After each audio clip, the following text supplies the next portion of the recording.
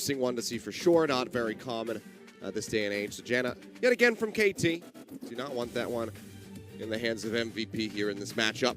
Finding some coverage for the Malzahar. Braum banned on red side, so they've banned away the ranged support that answers tanks so well. The Janna, which has been jumping up in priority, is a max special as well, of course. And then the Braum, just for team comp. So not as many tank supports, might force something like an Alistair, I guess, on the side of Max, unless he wants to go back to the well and show us some brand. I mean, this is probably a game where you consider it, but maybe too much magic damage. Maybe he just plays the Thresh again, I don't know. Possible.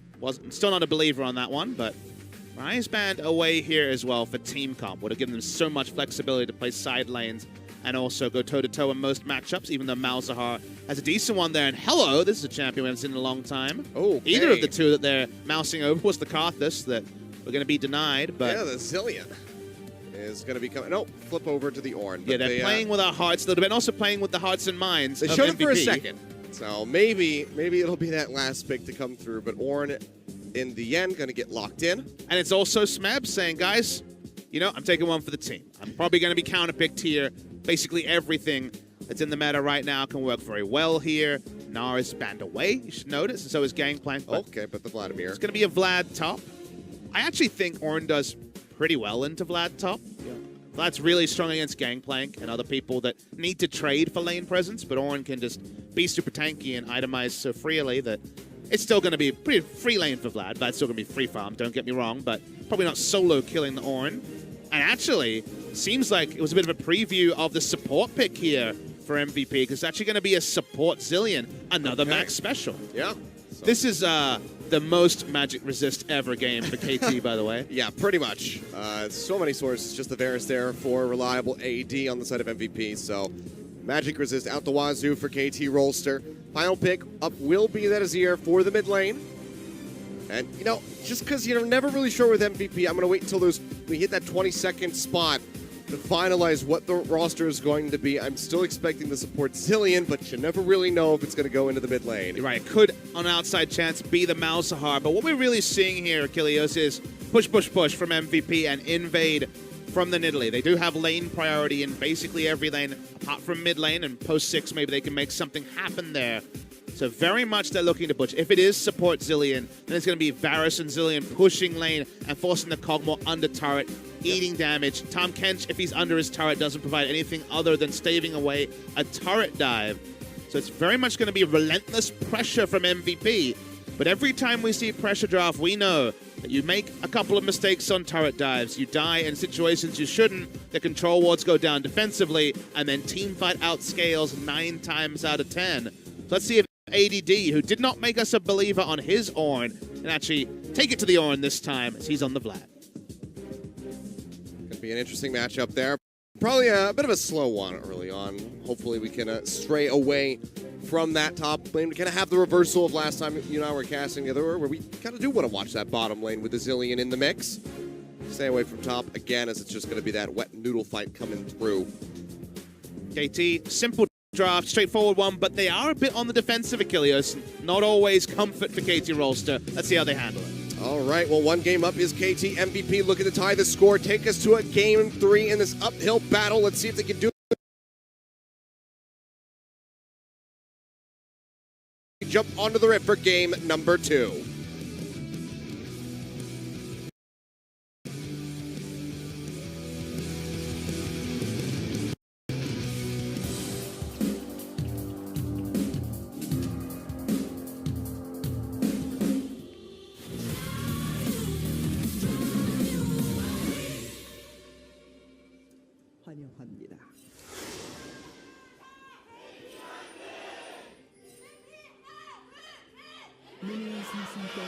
MVP fans still holding on tight, trying to encourage the players here to have a game-winning performance with their voices.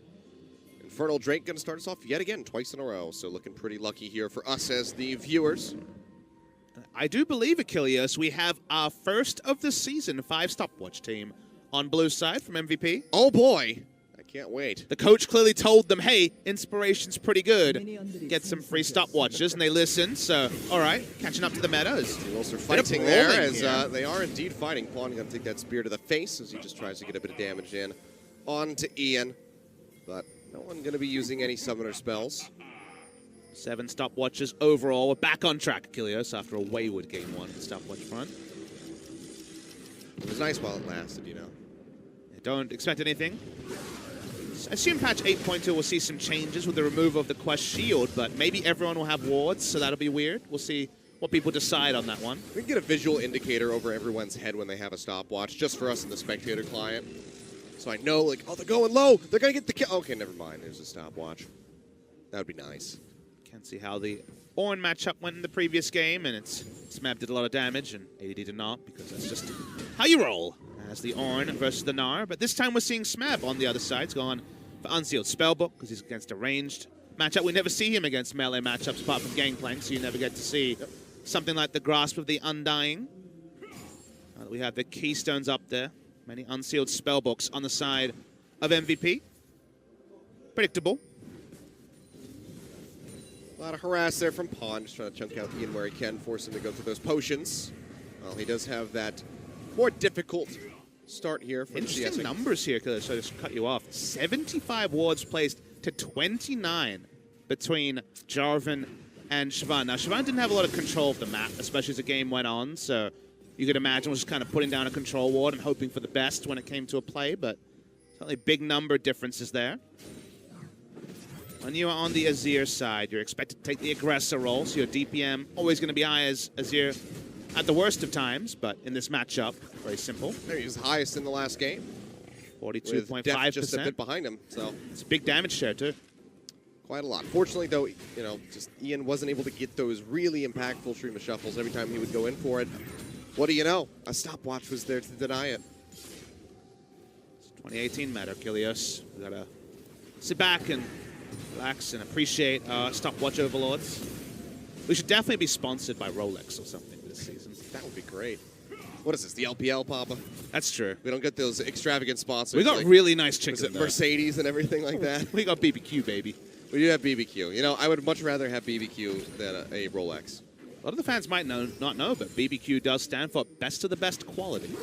Well, actually a reference to barbecue, which is what, of course, most Western people would assume at first glance. Max does not have Relic Shield, so triple Relic Shield bot lane. We're still breaking the meta. I mean, in some ways here. He's on Zillion, doesn't have a lot of AD, so he would have a very hard time with the Relic Shield. Getting the procs. Try to time the bombs. Be a bit of a rough one. I thought maybe Smeb was going to counter the entire enemy team and build an all-magic mantle, but that's a later purchase. Not yet. We'll see that in the future here, I'm sure. Ian is still having a very rough time against Pawn. And Pawn is actually getting a lot more damage onto Ian early than we saw in the reverse matchup. Oh, the comment almost kills him. Yeah, almost takes him down. That would have been embarrassing. Sub 20 HP. He definitely wouldn't have healed in time, so that would have been very embarrassing. I mean, he didn't even heal right there, and there's no way that he calculated it. Score coming in. Yeah, he's going to go in, comes over the wall. Just going to take it away with the flail. Thank you very much for the prep. Or decide to go heavy into the resolve tree. Does not go for the precision, footwork that we saw from Umti 2 days ago. Gotcha. I mean, he's battle warding. This is what he has to do. What did we say about the draft from MVP? If it's a 5v5 team fight, they basically auto-lose. So what they need to do is take the pushing lanes they have and battle ward with Beyond. And this failed for Beyond, this failed for Peanut. That's what's being attempted here. As Beyond is another one of our resident Nidalee players next to Peanut and also Spirit. Just took away one of those small wolves. Instead of that, not a whole lot. Finds a control ward. So can go ahead and clean that one up. Trying to keep playing as far up into the pace of score as he possibly can. Keep tabs on that Sejuani, make sure that she can't impact the other lanes here.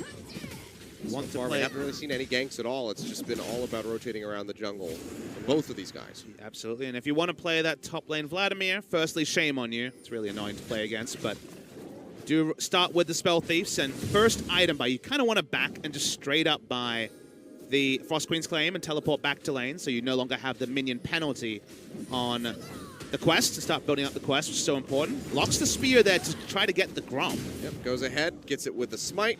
It's a little blast cone over the wall, and he's got that fruit waiting there in the river for him, so score is going to be right back in the tip-top shape. So smooth stuff from him, not losing his cool, holds onto the flash through it all.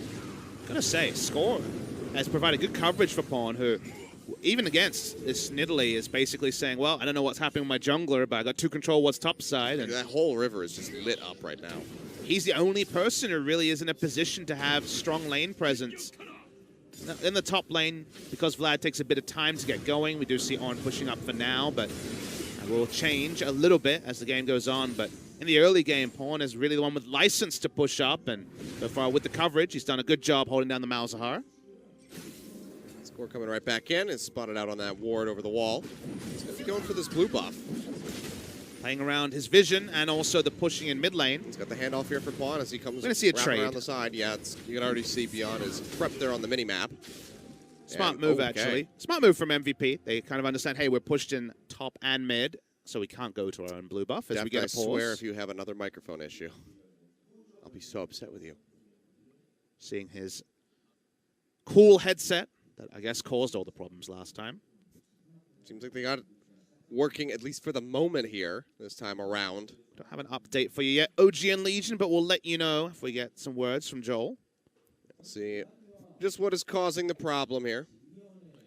Oh, it is a communication problem, but not in the side of KT. Yeah, it's got to be MVP. So Ian and Max cannot hear each other here at the moment. So that is going to be our audio issue. Damn, that's a really good-looking graphic we put up there. We didn't have one of those last time. It's like themed for MVP. It's got like the white and blue going and everything. OGN, that was actually really nice. I didn't know to expect that, so that's cool. If we could have some break music, that'd be even better, but we'll see what happens. We'll get around to that one, maybe. Just start playing. One at a time. Start playing Lightbringer again, just 24/7. Oh, that's what the fans want. They want some more pentakill. Yep. Over and over again. Not even the album, just the one song. Be great. But, yep, just a bit into this game so far. Haven't had any action really coming through. Just a bit of harass between the mid laners and the junglers. And the simple fact that KT is kind of going even and forcing trades from the team that picked pushing lanes in a Nidalee is advantage KT. Again, we kind of talk about how in these sort of scenarios, going even for the outscale team is a victory in and of its own. As a little update that hopefully this pause should be very short. Yeah, so it doesn't seem like we're having quite as severe of an issue as the last time here when Pop and I decided to kick off the season. That was about an hour, so this one should just be a couple minutes long. We should be getting back in rather quickly. And the players and OGN also do have the license to decide the schedule of our podcast. Could be monthly, could be weekly, we don't know. Yep. So far it was just once, so pretty random. Might even be once a season if we get all the tech issues done. But the tech issues are abated for now. We're like good at podcasting, but we're terrible at producing one because we just don't have a regular schedule. There's no consistency to it whatsoever. I'd like to say it's fully out of our hands, but it's our producers, you know. The fans always tell me that we should really stop talking, get back to the game. They know best. There's only so much to talk about 7.5 minutes into the game when you got that pause going on. Well, let's talk about Malzahar. Oh, you can talk about that flash right there. Nice little juke back from depth to avoid the spear.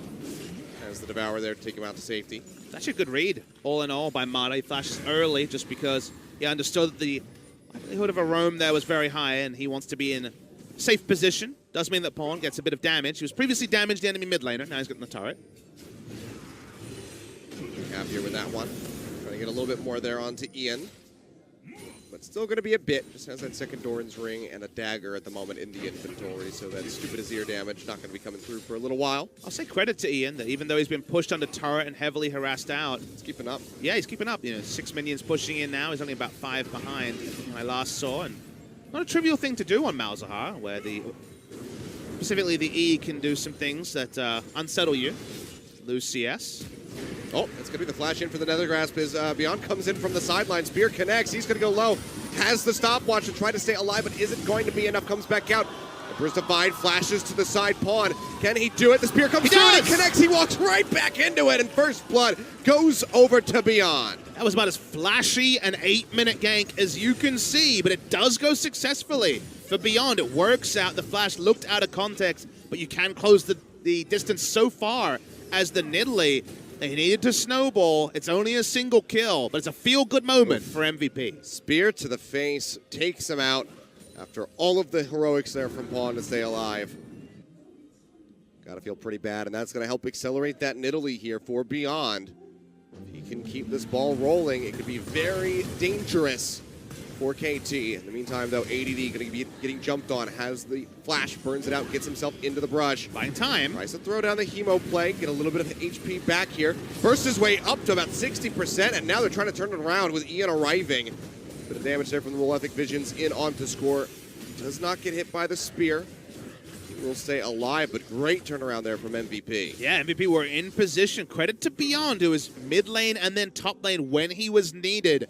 Both gank and also cover with a counter gank. So we see, once again, Pawn pushing in mid lane, but this doesn't have significant AP like you mentioned before, Achilles. Those auto attacks not going to be smashing down the turret too fast. Starts to add up, though. Quite a bit, yeah. He is getting a significant amount of damage in onto this. Have to peel back, however, but is trying to get set up for that first turret take there in mid. Inferno almost gave score. Yeah, sorry, red buff. Red buff almost gave score away. I mean, that would be damn impressive if an Infernal Drake managed to get its way over there. I mean, it happens sometimes. Enough Syndras in the game, anything's possible. Pawn, tries to dash out, but the Nethergrass comes through yet again. Beyond, trying to chunk him out. Emperor's Divide shoves in the Nidalee. He'll jump over the wall, but the last turret shot will come through, and Pawn comes up with a kill. One more hit from the boiling would get it, but no! It doesn't connect. The silence doesn't come through, and Pawn is just stony-faced as he walks away with his life. It was a true swag walk there. Achilles walks away, no heal, no flash, lives anyway. Made the smart call, and that's the sort of thing that Pawn will really start to get his swagger back from, because he said, hey, I'm up there. I need to be considered. And understanding that, hey, ulting them away, there was no guarantee he would live. He was going to take a 1-for-1. He gets even better. Yeah, beautifully played by Pawn. Voidlink's just not able to keep up with him to get that final hit. And what is it with the KT members and having these very minute getaways that we've seen from them so far? Smeb just barely not getting clipped by that Event Horizon, getting the TP off. And now Pawn able to just outplay two members of MVP, pick up a kill, and keep his life at the same time. It's all fighting words for Pawn, who's gone for the Merc treads early. He wants to avoid that QSS as long as possible. This time Score has ultimate. Yep, there we go. All the Forge God coming through. Going to be looking for the pop back, but it's going to be the pull there for ADD to dodge that one out, so Smeb doesn't even bother trying to redirect it, but they have the lockup. Plenty of CC between the two. And that is going to be another kill there for KT. 2 on the board as Score finds it. We'll get another look at this super close up. Not a lot of gameplay to begin things, but watch when he has the decision, do I ult away or not? Because Malzahar still had his passive up, would have done pretty little. So in the end, makes a smart call to ult him into the turret. We can see that null zone. It's more narrow than you might imagine. That could happen for another player. Doesn't happen for Ian, and Pawn gets away. They were right on his heels there. Everything is barely not connecting. Now looking for Ian to scores around the backhand side. Doesn't have the ultimate available, but offers up another. They don't care about the ultimate killers. They want the turret. Yeah, we'll zone him back. Can't get the consolation prize of Ian, but more than happy with that. Don't even blow out the flash, but first turret does go over to KT. It's a big win, actually, for KT Rolster. We talked about the playstyle needed from MVP. Getting mid lane turret. Beyond. Got the blue buff, but getting mid lane turret of all turrets really makes the map narrower for Beyond if he wants to play the invading style. Now there's many less passageways to actually get in the face of Score. Relieves pressure from KT, and that outscale we talked about is more reliable when your first turret is mid lane. Even with KT having the kill advantage, having the turret advantage, they still find themselves in a bit of a deficit.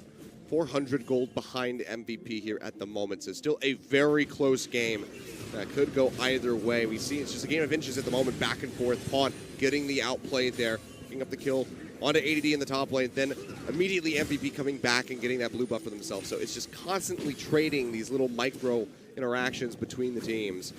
And it's helping to keep this very close. Score trying to yet again to get a blue buff. Will get it this time. Goes in for the charge to lock down and Beyond. Again, waiting here in the river. That's going to be Mata coming through with the Abyssal Voyage. They immediately will turn around as soon as they see that bomb line laid down by Max. And Zilean, of course, able to single target, bring back anyone. So smart of them to just back away.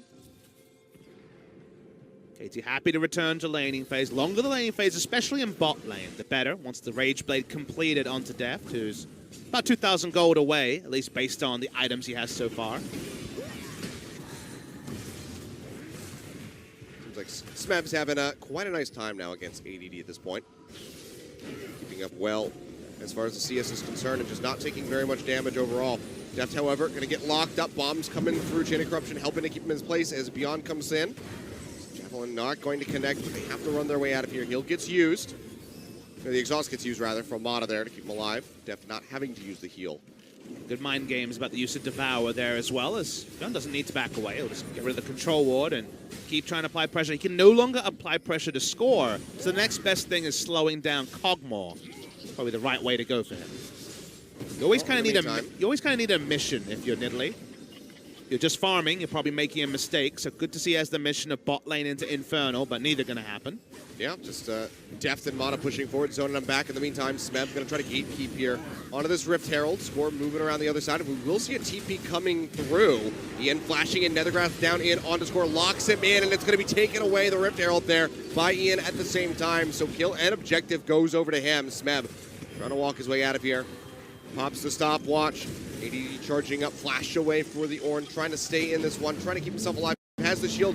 All the Forge God coming through, gets the redirection, pops up ADD, but cannot get the kill. Beyond now around the backside, has the red buff to slow, can go for the dive if he wants to. It's a bit of damage in. Smeb juking that one out, trying to TP. Oh. Bombs would have interrupted. He's got to cancel it, and looks like he's just going to go down in the end as Max finds it. He bought quite a bit of time at the same.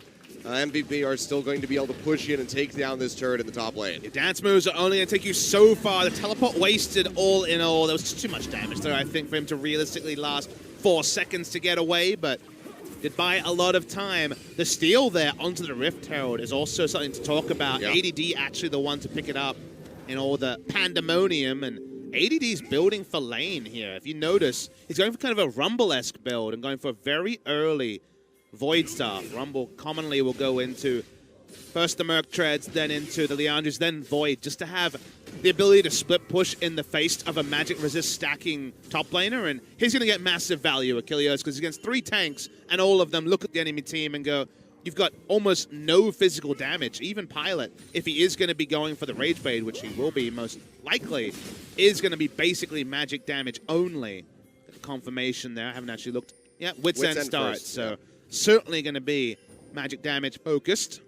So a lot of value on Void Staff. Well, 2-1 there as far as the turrets are concerned, but MVP still with the lead. Almost 2,000 ahead at this point, just 16.5 minutes in. The Infernal Drake still hasn't been taken since that brief visitation from Beyond. Still will be sitting there on the board as a very juicy objective now that that Rift Herald's been taken away. Mata just snatching up the Raptor right He swag there. walked. He actually did cancel there and do a couple of laughs, so felt good about that one. Getting in the head of the enemy. Gotta do it where you can. Just going to be the bottom lanes joining into the mid here. Trying to keep the waves pushing away. Apply that pressure in towards the tier 2 turret. Help open up that dragon for them. Here in this awkward spot where we talked about how they want to do things early. This does qualify as early, but the big one-item completions of Rageblade and Nashor's there, the Deft and Pawn respectively. Beyond, does he want to come over the wall? You can see KT waiting to try to interrupt him. Could just be the Smite Ward. Beyond's going to take it, and he can just exit straight out the back of the pit. Throws in the Javelin. Oh, misses. Going to be whipping that one out. Yep. Has to get devoured. Carried out by Mata to try to keep him alive. He's still going dangerously low as MVP looks to pursue forward. Deft doing his best to sit in the front and dissuade the members of MVP from pushing forward, but he just doesn't do that much damage as a Cogmaw right now. KT, they go for the hard commit, but just gets taken away. Yet again, Score missing out on another Smite War. And KT kind of messed that one up in almost every way. They have to use 3 flashes, both of their bot lane members and Score. Whereas MVP get the steal, they get the positioning on mid lane as well. A lot used there for KT, though, whiffing from Score, not a good look either. They want to play the delay, they want to delay the game. First Drake being Infernal going to MVP is not great, but it's 18 minutes, so at least that's on the delay side of things. Delay side of things. Regardless. It's okay. Words are hard. You pick it up, you realize that MVP needs to be picking up those objectives. The fact that it was forced by KT and then whiffed, not great look for them. Yeah, double whip there from Score. Really rough stuff, and they need to tighten up if they're going to be able to close this out. MVP are in a pretty strong spot here. Pilot gets closer to that Rage Blade. Now going to be having the Infernal Drake to couple with that when it's completed. Here, Rift Herald going to be channeled here into the bottom lane as they look to knock down that final outer turret. Not going to force a rotation, given that Ornn was already walking to bot side. MVP want to continue to increase the pace of this game. Another out of bot lane turret going down would be good for them. Charge going through. That's about the only damage they'll get from the Rift Herald here onto the turret, but they're looking for a little bit more as Max ADD and Beyond are all grouped up, and yeah, maybe KT just going to have to surrender this one. They don't have the damage to clear out the wave. So final outer turret, or no, not final, but the bottom outer turret, still have the mid lane one standing there for MVP as they tie it up 2-2 in that regard. I think that sort of play style of running it down bot or top lane pre-20 minutes very useful against KT, because KT almost never make the same sort of play themselves. You see it a lot from Ambition and the side of KSV, but KT much prefer the full court press of playing 3 lanes at once. So smart timing there. Like you say, while there were 2 members, Ornn and Sejuani could only do so much. Extra objective to MVP. Around a 3,000 gold lead for them. Certainly in a good spot. And again, you know, we're talking about this earlier on. KT trying to fight from behind has typically been a weakness for this squad. Yeah, I'll give them credit where credit's due. They looked a lot better at Casper Cup doing that as the chase is on. That was predictable.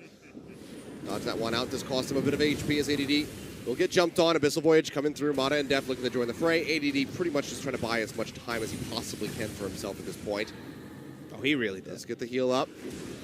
Running his way up. Hemoplague coming down. There's no way out of this one for the most part, but at least just make it more difficult for KT. Slow up coming through as he goes into the pool. He will get taken down. It's going to be Smeb snatching up the kill at the end of the day, but I mean, that was a lot of time bought, and now the rest of MVP, they're posturing up here into the mid lane, looking for that turret. They're threatening a dive, but looking to take the outer mid lane turret, even with a Zero wave clear, not enough. Ult used, goes wide again. Whip, yeah, just going to be slowing out Max there. He'll take a bit of damage, but does force out the flash now. Ornn Smeb TPing in from the back. To slow up onto Max as he tries to zip his way away. Throws down the ultimate onto himself, and KT now just going to have the inside track onto this turret, I suppose, to try to get in towards that tier 2. They shorten the lane with the Azir turret as well, and Score finds Ian. He does. Almost gets the slow up. Does get the stun in the end as Ian flashes away with the ghost to keep himself alive. KT going to be trying to force this one out, get a bit of damage in, but the wave clear from MVP is still rather significant. Piercing arrow to come in. Def now with turret aggro. Has to kite back, takes multiple shots, and gets knocked down to about half HP. Low mana as well for him, so it seems like KT are just going to have to abandon the fight. And the micro decisions there from KT compared to something like Smeb's overextension in game 1 were much better. Just rushing down mid, able to make the lane much shorter by putting down the sand turret and get a lot of chunk onto the inner mid lane turret there. So smart moves from KT means they trade up in terms of turret damage, which is great from them. And Pawn also finds the latitude to go top lane and keep pushing. Yeah, I mean, the calls are good. I think that the biggest concern here is just it's another whipped ultimate from Score. Can't seem to land these. It's always going straight in between the members of MVP. Sometimes when you're playing, even on solo queue, but certainly in competitive play, if things don't go your way once, twice, and you can feel the whole weight of expectation come crashing on you. Score's been around longer than any. He's our only player whose tenure began the first ever OGN tournament in January of 2012. But his mechanics so far this season have been demonstrably weaker. It's something for him to work upon, because it's just not the top standard we expect from Score. Certainly not. Smeb yet again, just looking to keep trading with ADD. Take him low. Doesn't have the backup from his team this time around. They'll be fine. They just keep going back and forth over CSing. KT just trying to work their way into the river here, clear out this vision from MVP and lay down some of their own. Trying to get deep vision, but for now that's pretty impossible. Score would have to walk forwards with Tom Kent shadowing him, and you can see that Score and Smarter weren't playing together as Smeb found himself caught out. Well, that distraction, drawing everyone down to potentially pick off the Ornn, does open up for that turret to be taken by Pawn in the end. So all 3 outer turrets there for KT. Take those away, and they have that inner one in mid, also pretty significantly weakened. Forge God going through, lockdown in onto Max. He's got the ultimate rolling on himself. Seems like it's going to be KT just abandoning the kill attempt. Bombs coming down, doesn't get the second one for the stun. MVP just trying to poke out and dissuade KT from pushing further. Yeah, KT really wants to play 2 lanes this game, because MVP, because they've opted into Nidalee, don't really have a face checker. Vladimir may be that person, but they don't have a tank support either. so they can't put down vision. Their Baron battles are really weak, and that's why every time they face check, someone kind of has to flash away if you do see someone like the Cogmore there. Yeah, and that's just going to keep costing him as the game goes longer and longer. So Pilot now without the flash could cost him, you know, the opportunity at getting a lockdown with the Chain of Corruption or the chance to get away. Just waiting for the Devour to come off cooldown. They'll take a little bit of damage. Mata still not playing around, just goes immediately for the flash as soon as that Javelin gets connected. And Malzahar Javelin, as I almost said. Malzahar was coming in with Ghost. So, right read there for Mata. MVP. It's such an interesting tussle here when it comes to vision around Baron, because KT, if they're in formation, MVP kind of has to hang back. All they can do is poke and hope they get chunk on a low health member. If they're in the wrong formation, then deep vision goes down, the Baron gets taken, and then MVP's comp falls apart. So you feel like the first team to pick up the Baron, if it's KT, it may even ice the game. But if it's MVP, it's a start to kind of march towards actually being able to push into the KT base. Well, they're trying to double duo this right here as Score and Pawn just go straight in onto the Baron. It's completely in the dark, and they have the rest of the squad kind of showing, but the Baron does so much damage. You can see Score getting chunked out. They need support here. Missile Voyage will come through. Now the full commit coming in. But with Pawn and Score already so low, there's going to be some very swift kills getting picked up here by MVP. They almost have Score. Nethergrasp. The flash takes him over the wall. He gets out of there safely. Deft is stuck in the pit, however, nowhere to go. Seems like he's just going to be trying to trade back here onto Ian. Takes him low. Zillion ultimate is there. Deft still firing away. Can he get the kill? No, not going to happen. He gets taken down in the end. They'll also find Pawn at the same time. So 3 members dead on the side of KT. They'll have 2 Baron buffs to work with. And that certainly didn't go to plan. They tried to get the sneak away, but as soon as that Abyssal Voyage happens, it's pretty blatant for MVP as to what's going on. Yeah, it was all pretty messy. Score doesn't have Warmarks. He has the magic resist here, so he almost dies straight up from the start. Actually doesn't die to the ultimate there coming through from the Malzahar. Deft is caught alone, and MVP are like, okay, let's chase other kills. We've got Deft. But Deft is powerful. He turns here between 2 targets, wants to split his damage as much as possible. They assume he's going to die to the Voidlings. He ends up, bomb on the Voidlings. He ends up trading flash for flash with a Zillion, which can be relevant, but usually isn't. So it's probably a trade down, all things considered. And a top lane in a turret going down for KT Rolster as well. Yeah, 2 turrets taken there by MVP with those respawn timers for KT. So even though they're the ones with the Baron, they're still going to be the ones losing the objectives. And another one ready to happen as this Cloud Drake will get taken by MVP. So, yeah, extremely rough spot now for KT as they slip further behind, nearly 5,000 gold down. Smeb's items make me grimace because he's already upgraded his Abyssal Mask, which usually is not the best choice. Be like, okay, what about the item slots? You want to keep your Control Ward slots. He has a damn refillable still in his inventory instead of a Control Ward, Achilles. I mean, hey man, that gets you like 2% of his total HP right now. He has a Cloth Armor, a Doran Shield, and a refillable. No Control Ward, and he upgraded his Ornn. That's just bad. Yeah, well, that's fair. I know you don't have an answer over there, All I can do is shrug at you, man. I agree. Well, I don't know what Smeb's on today. He's being a bit creative. Maybe he's trying to lull Antara into a false sense of security for the telecom war. Who knows? Yeah, there you go. The really big... Look at me. I don't even know what items. 40 chess mind game style here. Smeb going to be looking for the knock up there. Does get it onto 880. They shove him back with the Emperor's Divide, and that is going to be pretty much a dead Vladimir here. Redemption getting ready to come through, but no, Max has the denial with the ultimate from the Zillion. He'll come right back up. Goes right back down. Mata taking away the kill as KT pick one off. The rest of MVP converging onto this bottom lane. It's brute force approach here from KT. They are very, very strong. They have a couple of Baron buffs as well. Said if they get the Baron, it could be big. They got the Baron. When Score at least is grouped. Gotta be careful though. Pawn very low. Deft, however, pushing here in the mid lane by himself, is able to take down that inner turret. So bringing back the gold a little bit here for KT. They have to wait for the minion wave, which is still halfway up the lane in order to continue this push. For now, it's just going to be that empowered cannon minion chunking away very steadily at that turret. In the meantime, the rest of KT Deft, especially here, trying to siege up some damage onto that inhib turret, but very little avail. Minion wave finally comes in bot side, but showing a lot of respect and restraint here, KT Rolster.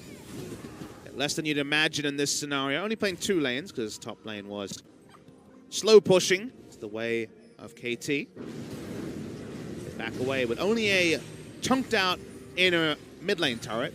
dispatched. Otherwise, pretty low value Baron buff power play. Kind of expected when there was a full reset after all the deaths. I mean, any bit of movement forward here from KT is going to be good, considering how far down they've been and how punished they were after taking the Baron. Says thank you very much. Gets it out to the side.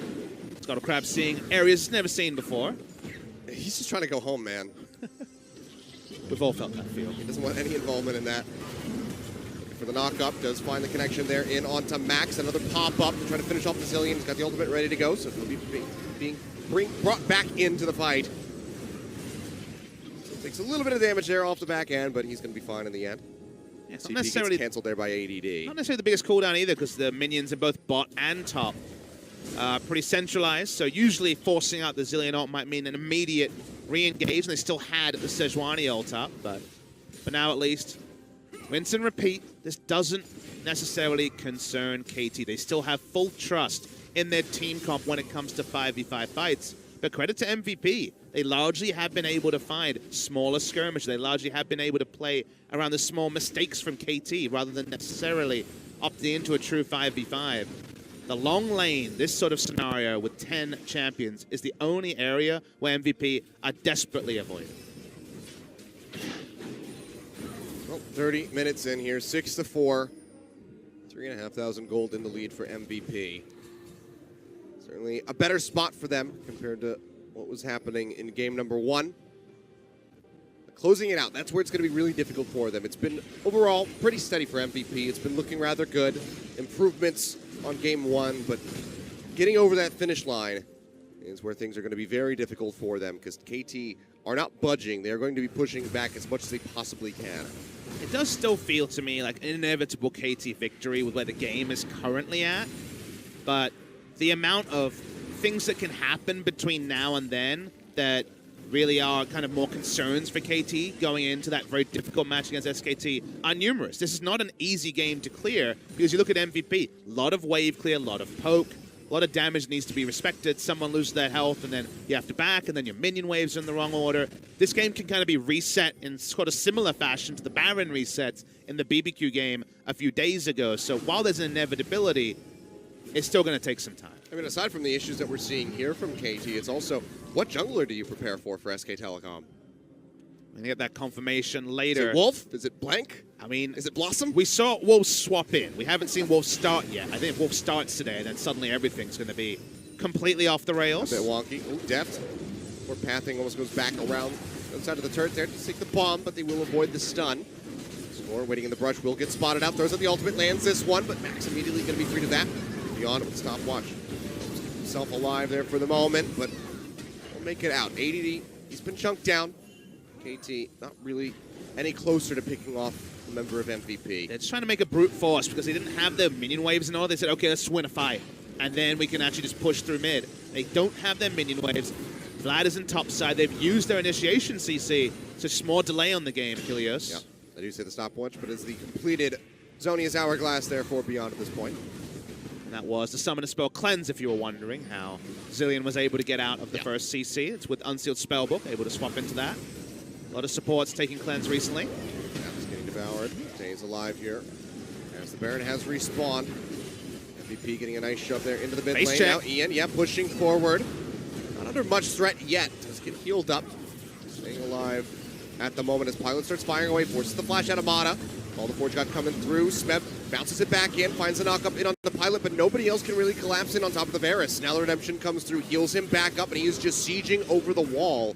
Poking down the members of KT, and they can't find a way to get the hard commit onto the carries of MVP. Because MVP will not hard commit. Notice there's no flash Hemoplagues here. Everyone is playing around their maximum auto attack range, and therefore you've got Azir and Kog'Maw, the strongest champions, or among the strongest champions in the game, at doing damage to people coming to you. Frustrated because when W's down, Kog'Maw can't auto-attack anyone. Azir's Sand Soldiers are never in the right spot because there's so much mobility from Cillian, Vladimir, everyone else. They're turning on to Smeb. Yeah, he's walking in all by himself. He's going to go low. He's going to get locked up from the bombs, and he is just going to get taken out of the fight. Max comes up with the kill.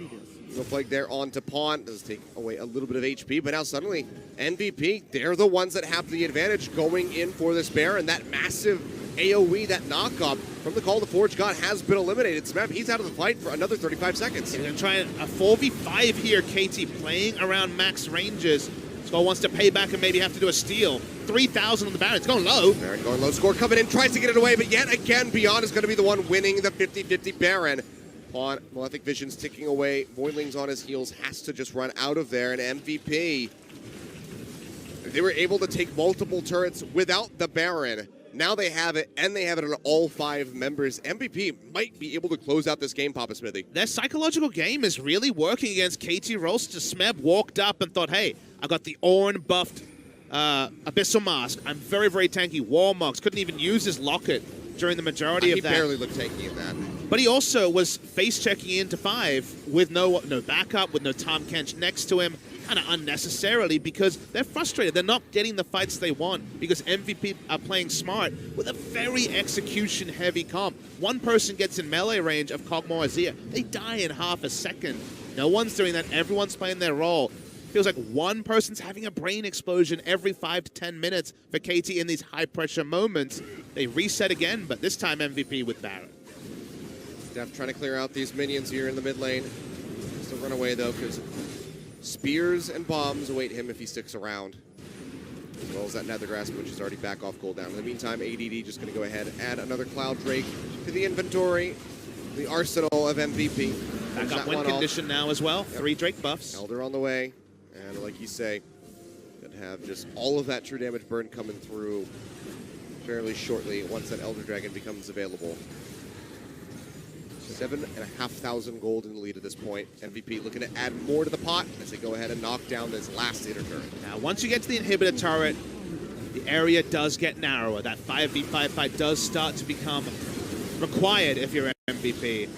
8,000 gold up, Achilles, so compositionally down perhaps, but gold and Baron buff working for them. But now at least, not feeling brazen enough to force anything under turret. Good damage there onto ADD. No other minion waves going to be aiding them. They're just playing down one lane here, MVP. Not usually the way you want to do with a comp like this, but they're trying. Yeah, they're just trying to force this one out. ADD doesn't have flash to just go completely Rambo, but if he did, he might consider just trying to force flashes or force people away from the turret. I mean, he might just have to wait for the moment here from Pawn to go in for that massive Emperor's Divide. If he can pull off the Shuri and the Shuffle, isolate somebody like Pawn, or Pilot rather, take him out. Pawn doesn't really want to isolate himself. No. He at least has a Zonius for that, and a Banshees. So if he does go in for the Stream of Shuffle, he'll be all right. Deft has gone very single target, you'll notice. Did not go for the Hurricane, went for... Yeah, Rapid Fire Cannon. Have that extra range on W. He's not hitting anyone, so that's why he doesn't go for Hurricane. Because Achilles, if you're against tanks, you know where they're going to be. They're going to be trying to squish you like a bug, but against a team like this, there's never going to be 3 people in range for him to hit. You know, you might think, okay, Hurricane, everyone's squishy, you're going to mow them all down. But he's just not hitting anyone, so he needs the extra range to even poke, let alone kill something. He's going to be working towards that 6th item when he can. For now, just still sitting there with the Targans. Might just be Infinity Edge, but it might have to be something like a Guardian Angel. We know it's not going to be QSS. GA, we know anything about Bloodthirster, something like that to help him stay in the fight for a longer period of time. Trying to siege up here. Put out those R's where he can. The nice thing, at least for KT, is that even with the Baron-empowered minions, they can still clean out the waves rather quickly. Now the Baron expired. Yeah, Baron expired, they didn't lose a inhibitor. That's definitely the nice thing for KT. Yeah, but it's just one turret and the Dragon that got picked up, but they still have to be concerned. Surrendered all of the map, which is kind of the problem there. So the next Baron is looking more and more straightforward for MVP to take. Credit to MVP. This is definitely by far their best game they've played so far this season at the 4th time of asking. Solid with a difficult comp. You see why they're returning to the Nidalee that they couldn't make work against Kongnu Monster. They do seem to have a lot of practice on this. Feels like Chaos style in many ways. The ability to focus only on skirmish, to never be able to truly 5v5. Can't really call it a poke comp when Vladimir may poke melee champions in lane, but otherwise hard committing. Mountain of gold on said Vladimir. 2,500 gold ahead of his opponent. So now, though, what is going to be the next move for MVP is kind of the question. You know, even with the Baron buff, they weren't able to siege up and get in onto those inhib turrets. Did they just wait for another Baron or wait for that Elder Dragon and allow for KT to farm in the meantime? If you ask me what the best team in the world would do in this scenario with this comp, it would be a lot about trying to play side lanes, really getting your side lanes in order. So you have split slow pushes happening in 2 lanes. The Baron spawns, and it's damned if you do, damned if you don't for the side of KT. MVP haven't been a great team at playing their side lanes ever. That's never been a strength of their play. Their preparation for games never really led to that. So I think for them, it's just a lot about playing around, trying to find picks. Saw Orin there, I believe, out of the corner of his eye. Don't know that Sejuani's here as well. Now there's 5. The Abyssal Voyage coming through, and Ian is absolutely destroyed. Pawn finding the kill. Gets the knock away there on the Forge call, but can't quite find Pilot. He flashed over the wall to keep himself safe. KT now, though, with that pickoff onto the Malzahar, that means that the Kog'Maw, the Azir, is that much safer in these fights. Yeah, MVP tried to play C hero, kill hero, but KT read him like a book. Very good positioning there. Orin was, I believe, on the edge of vision, but just kind of popped out there. He didn't count on Sejuani. Then you saw 2 coming in from the Abyssal Voyage, and that's when he knew he was boned. So that was certainly a pretty big mistake there individually from Ian. We'll see KT actually get some map control. The Baron that spawns in a minute going to have some attention. The sweepers go down. Unnecessary from MVP. If this was tennis, that would be an unforced error. Unforced error from the side of MVP. Nice play from KT. And we get a bit more parity from, as you say, MVP, who were kind of in the lead for the past 5 or 6 minutes. See how safely they want to play this, though. Even though they got rid of the Malzahar, they don't want to just push in and try to knock down that inner turret, try to go for the inhibitor turret in the mid lane.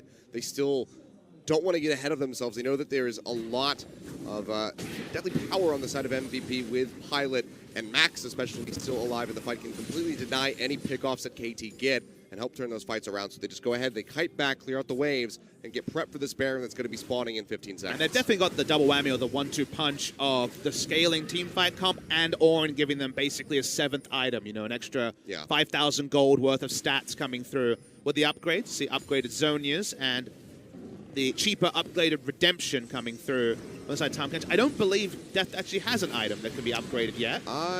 Yeah, I don't think so. Infinity Edge would definitely be the one I'm thinking of. Needs for to get rid of the Relic Shield there. You definitely hold on to Relic Shield till you have a full item. Oh yeah, you don't want to just buy it for a component. If you're wanting it at home, you definitely don't swap BF's sword for Relic Shield. You wait for the full item because you get so much value from the shield. Trying for another Force. Yep, looking for the redirect, gets the pop up there. On to Beyond, he takes a little bit of damage, goes golden with the Zonias. Keeps himself alive. In the meantime, ADD just trying to poke out here from the side, goes into the sanguine pool, which means that the ultimate there from Scorn is not going to connect. Ultimates being tossed out here and there. Overall, it's just KT just trying to poke out MVP, weaken them enough so they have enough time to go over to that Baron and absolutely melt it. With this Azir and this Kog'Maw at this stage in the game, they will destroy it in a matter of seconds. Yeah, the duo attempt by the Azir would certainly be a lot more successful in this case, but you see KT just sitting under the turret while they have Score and Azir clear out the Scuttle Crab and get control as Deft playing around the edges. Of course, does have the W available to bow there. Damage there, yeah, the bomb coming through as well. Poking him down, but staying in the fight. But now, you know, it's basically a choice. Do you want to go for the Elder Dragon or do you want to go for the Baron? In this context, given the 3 stacks for MVP, KT taking away the Elder might be the best play. No, there's going to be less preparation around it, but it is pretty low value for them. It's more of a denial, like you say, than a real win, but a denial's a denial. They're trying to do this out, but the Spooky Ghost coming Beyond through here. is going to scout this out. Yeah, they're going to see it. They see how low it's going. Beyond. It seems like they're just going to go ahead and maybe surrender this one. They're going to run to Baron. Yeah, he's calling out the ultimate to try to interrupt this. That's going to be the Elder Dragon finished. It is straight on Baron. Yeah, they're starting it up. They're going to get this probably too fast. They do plenty of damage as well. Yeah, 6,000 HP ready to go. Baron going low and Score just not in the pit. That will be the takeaway there from MVP, but can they make it out with their lives? It's about pushing forward, looking for AD. sees a group team. Tries to find the lockdown onto the Vladimir, but cannot get it, so just going to be an exchange of the objectives there. KT, they get the denial on the Elder Drake, but with no stacks, they're not really getting that much benefit from it. I mean, it was a good read from the side of MVP. They knew, okay, we could contest, but why contest when we're guaranteed a Baron that is of higher value than KT's Elder Dragon? Longer duration, no buffs for KT to get more true damage on it or extra effective stats from the lack of Drakes they'd picked up. So it's really big here from MVP. That's the smart move. That's just basically getting a steak dinner when the enemy gets just, you know, a piece of sushi. At the end of the day, they've ended up getting more power, more bang for their buck, and that means that now, once again, KT will have to have the game delayed. This one just going to keep going on and on. 44 minutes, getting ready to come up here on the horizon for us. See just how long it's going to take to close this one out. Because, again, I mean, there very well could be a Game 3 waiting for us after this, Papa Smithy.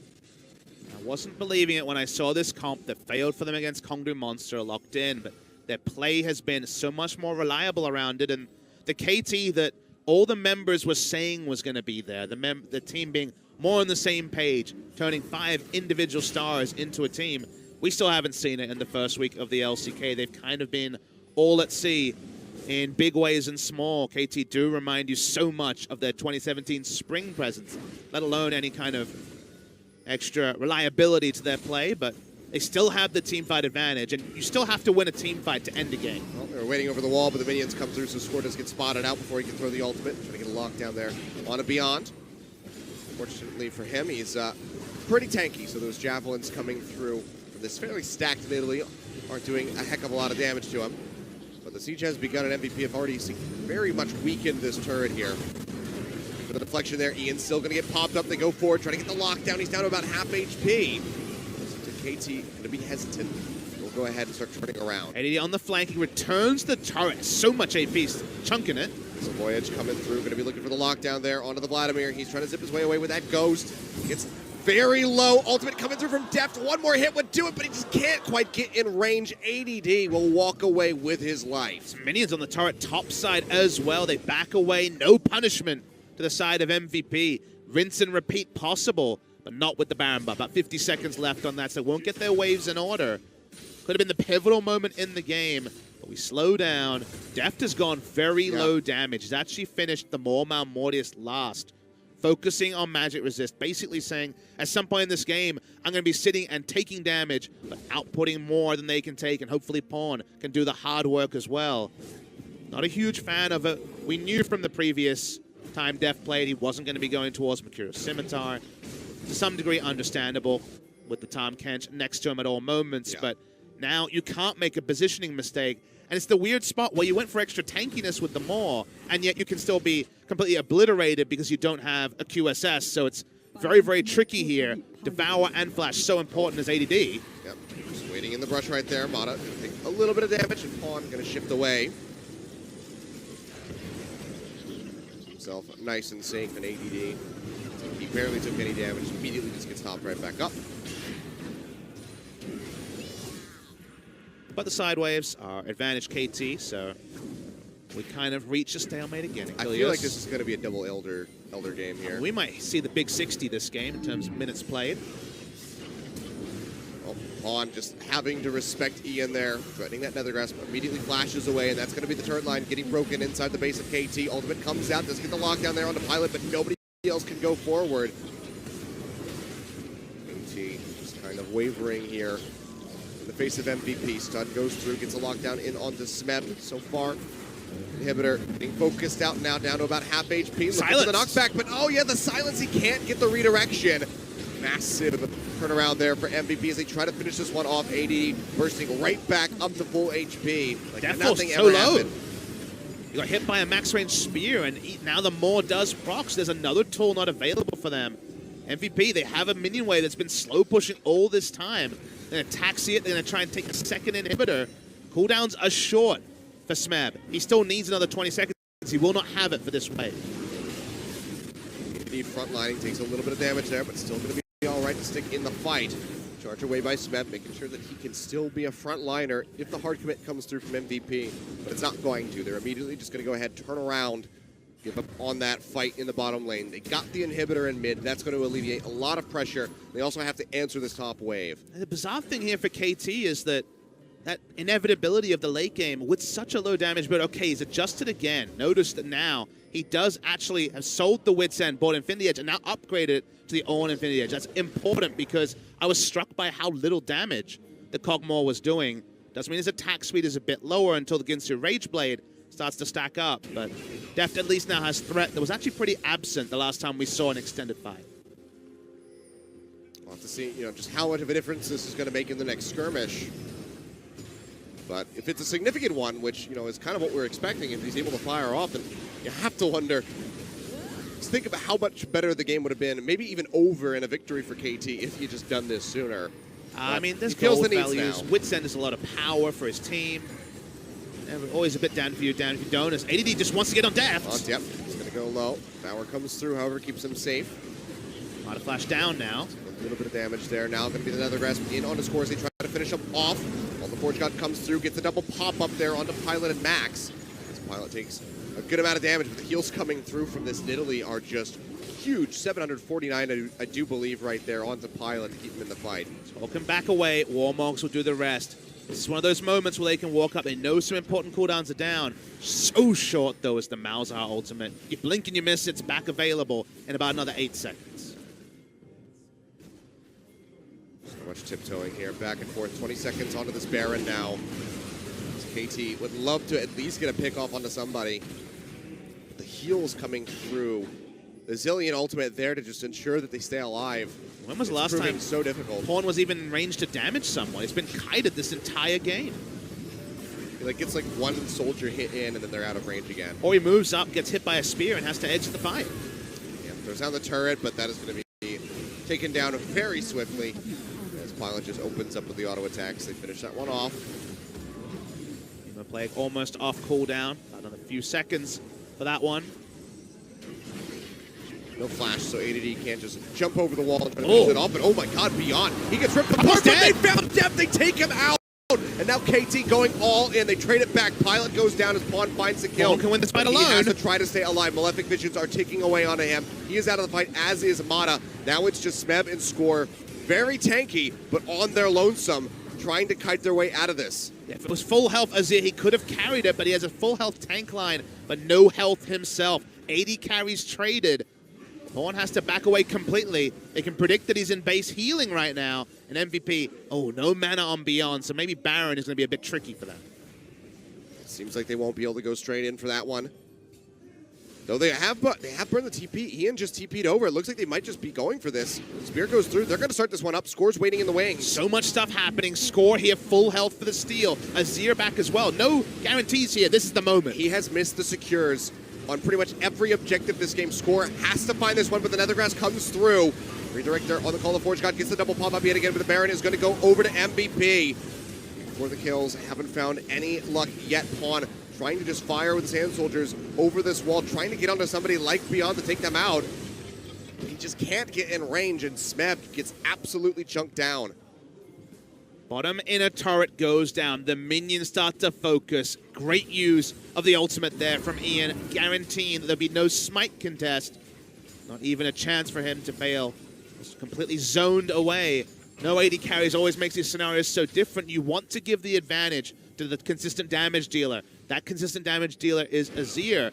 But for once, Azir is being kited and outranged at every moment because no one is walking in to the Sand Soldiers. Everyone is kiting them. I mean, I don't think we've really seen Pawn go for a massive Emperor's Divide play this entire game. He just hasn't had the opportunity, and he knows that if he goes in, he'll probably die before he can even use the Zonias, which I think he just sold. He's varying up his items. He could have considered actually going for something different here. He's going to go for maximum AP. Chain Eruptions comes through, doesn't get that second proc to lock down the remaining members of the KT that were in the range.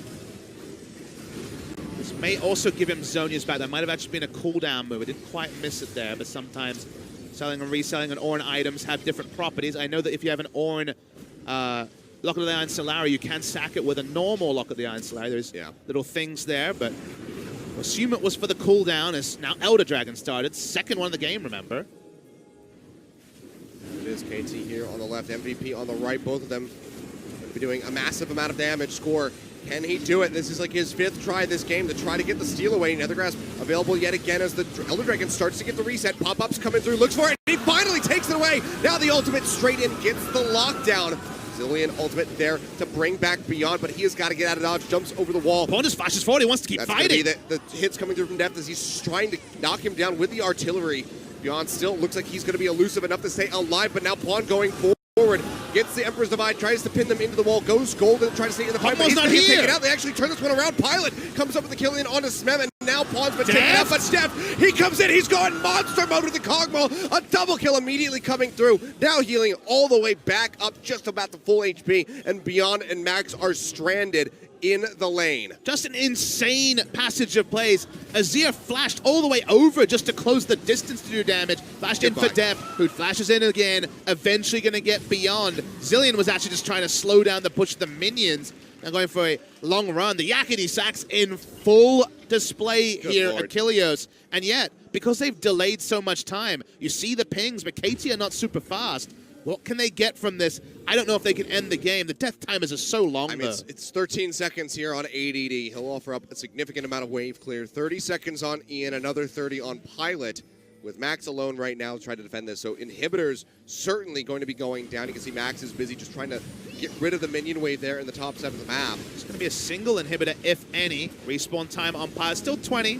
All right, should be one Inhibitor here for KT. Yeah.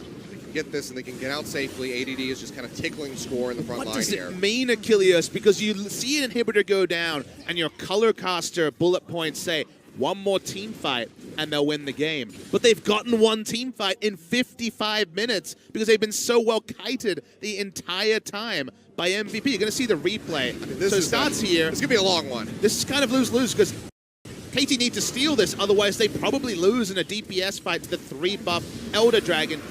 It goes down, you say, okay, they've got the one pick here, they're going to have to back away. MVP start kiting down, and the only way for Pawn to not get kited is him flashing over the fat wall and going in alone. This is the reason Deft wasn't there. But Deft not being there and being distracted by Beyond almost lost them this fight. Yeah, I mean, Pilot just turning around, getting this double kill at the end, just chunks out Smeb straight into Pawn. And then Deft announces his presence with a flash in. He does have that super infinity edge. Hello, how's it going? So much had to happen for them to just get something resembling a fight. This is a mess.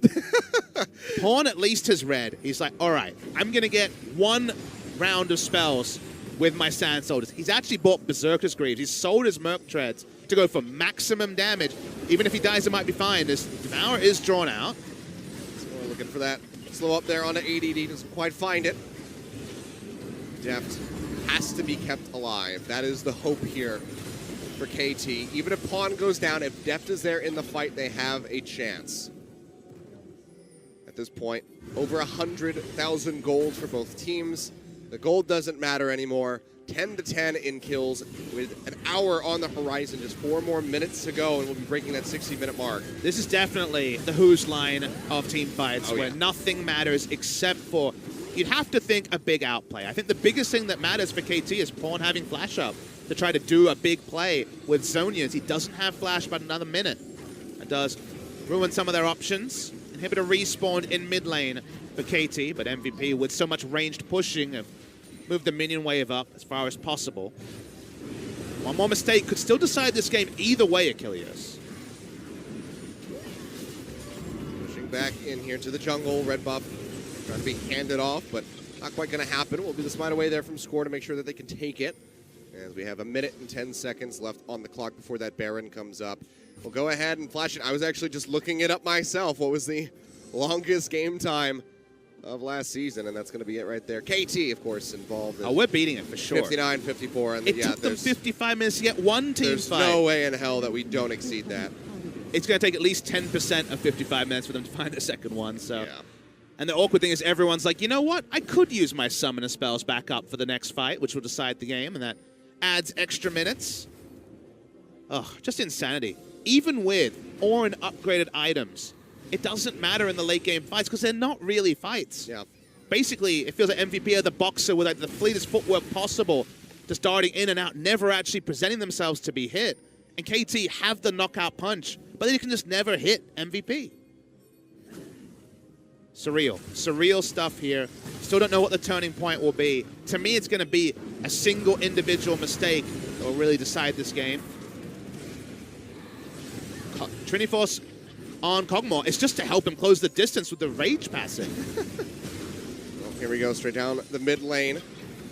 They're pushing down into the bottom side.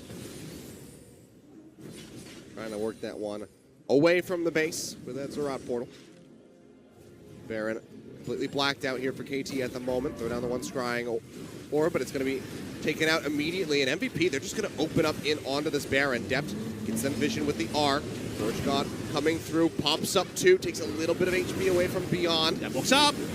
Okay. Spits out depth, keeps him alive. ADD goes forward, he just gets chunked out. The heals start to come through. Nethergrass thrown down by Ian. The shield comes out, but he's still going to get taken down. Pawn finds the kill, now goes in. Emperor's Divide comes through. Max in the back line, will get taken out on double kill. Over to Pawn here to start off the fight. Pilot answers one in on Discord. No smite available for KT, which means they might not go for the Baron, even with the man advantage. We all back away after what looked like, on first glance, will be the deciding fight. They do have Warmogs here on multiple members. They're going to return to it. They don't know ADD is still there.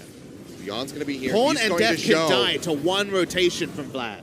See the piercing arrow there onto Death does chunk him out. This Death is has to so open up on the Baron risky. just to get healed back up. Pawn is still so low.